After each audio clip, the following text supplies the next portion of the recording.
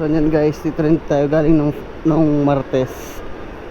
So babalik lang kami. Iikutin na namin itong pinakailog. Ang akyat namin doon sa kabila.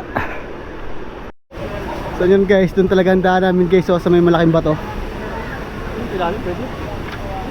Doon nga, sa ilalim tayo.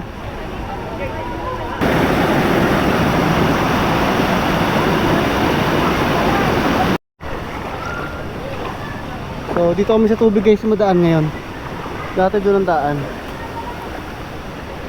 So delikado na. Kaya dito tayo sa tubig. You know?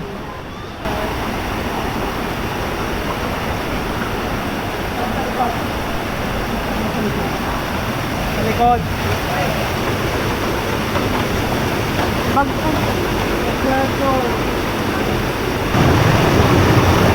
Ito mahirap eh.